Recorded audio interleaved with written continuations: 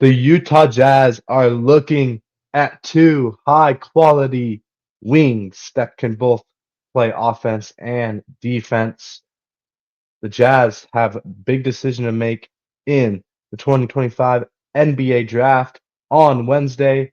We'll be live with one of my buddies is going live for the NBA draft, so we'll be live for that. But the Jazz have a big decision to make with both the fifth pick and the 21st pick. It's your boy Coleman here. If you like the Jazz as much as I do, don't forget to hit that like button, subscribe, and ring that notification bell. We're on the road to 500 subscribers. The Utah Jazz have been looking at Trey Johnson out of Texas, as well as a couple other players that we will be talking about here on today's show, as well as a big man that has potential to be a scoring big man off the bench behind Walker Kessler on this young and hungry squad.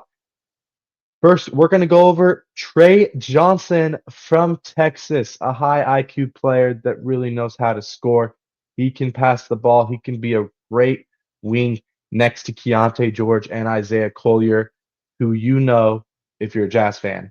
They have been great at passing the ball. This team could be a really good passing team here in the near future with a guy like Trey Johnson, high IQ player, knows how to score, can play defense.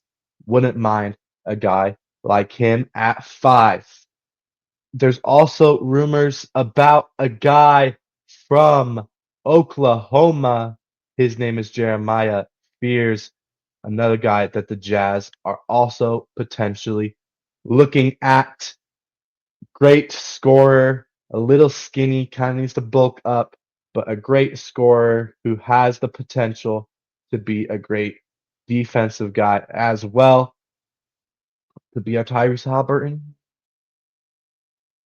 But yeah, um, just an absolute dog, a winner. The Jazz need winners, and that's what they're gonna find in the draft to add to this hungry team. And I think Jeremiah Fierce can be that guy. Some other guys to look at as well for your Utah Jazz.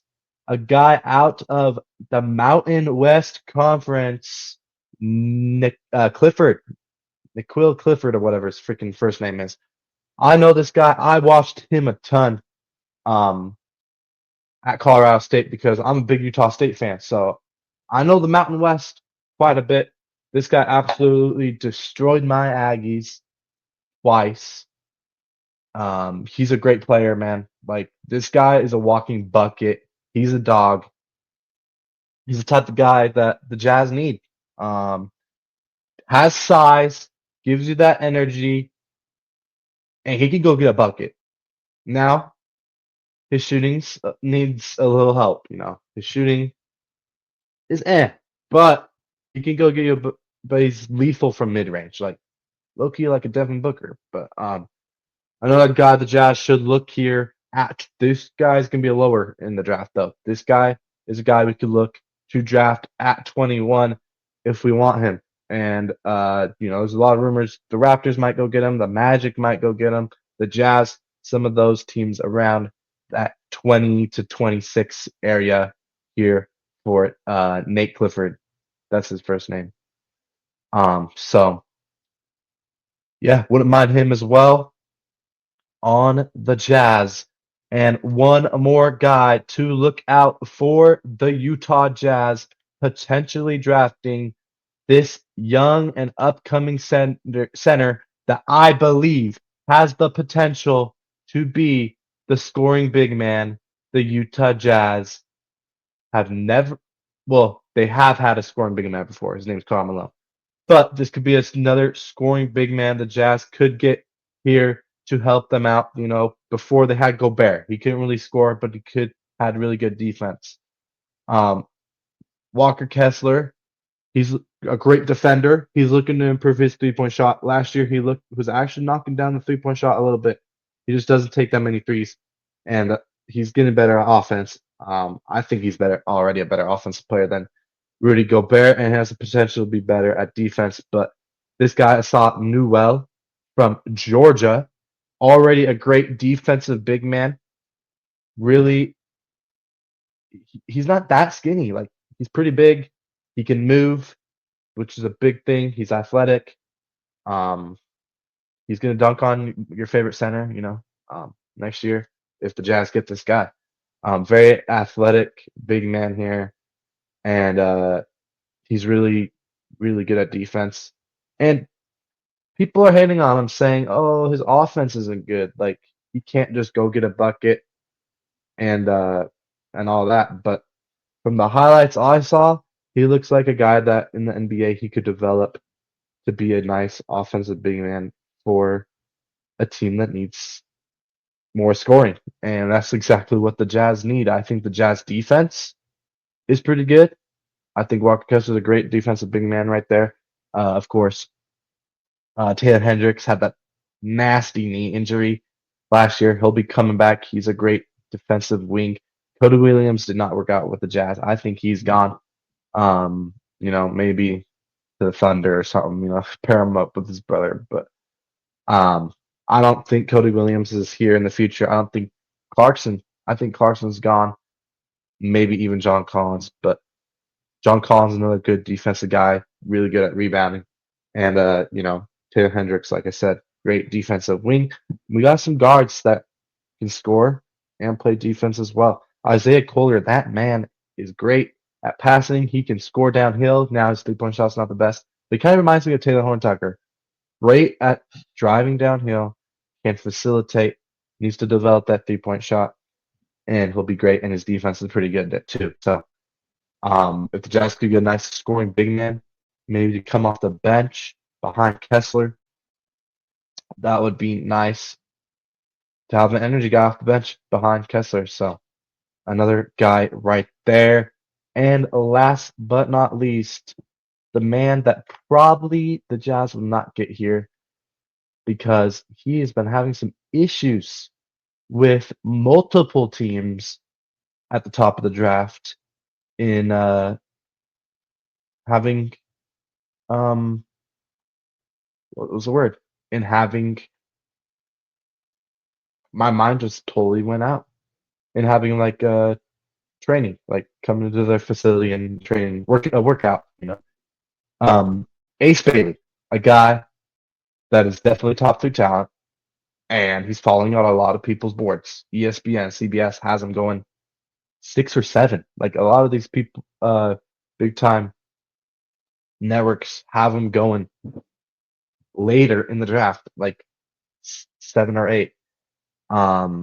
So because he's telling people like he's not going to workouts with teams that he doesn't want to go to. He's being a little picky, and I don't know if the Jazz would like this guy at 5 because he doesn't want to come to the Jazz. He doesn't want to come to these crappy teams that are at the top of the draft.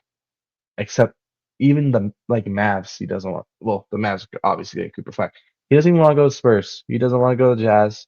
He doesn't want to go to the Hornets. He wants to go to these big top tier teams like the Lakers, the Magic, or well, I won't say the Magic, but they're gonna be really good. And like the Raptors, who just won a championship like not too long ago, and are gonna try to push for something. Um, so he wants to go to other teams that didn't really tank, that they kind of hovered around the tanking slash maybe we'll make the play in, like the Raptors, Magic. So he's been a little picky. Now I don't know if the Jazz would like this. You don't want a diva. You do not want a guy that doesn't want to be here.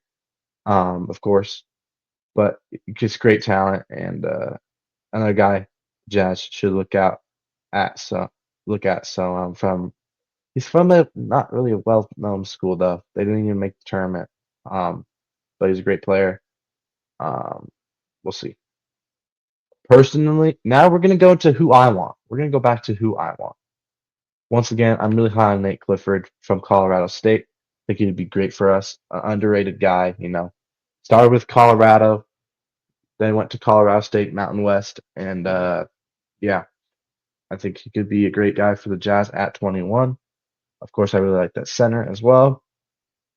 But a guy I'm really high on, the guy that I want the most here, Trey Johnson. A lot of people hate on, say he's not that good. from the highlights I've seen, this guy knows how to shoot the ball. This guy plays defense. He has that dog mentality, that Mamba mentality, and it's a guy I would like on the Jazz.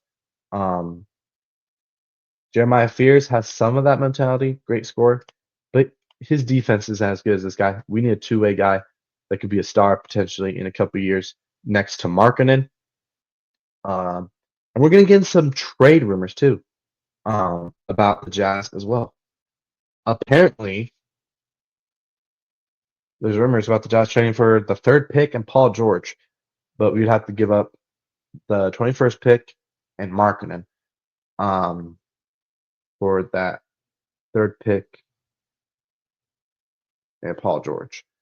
I would not like this. I really like the third pick actually.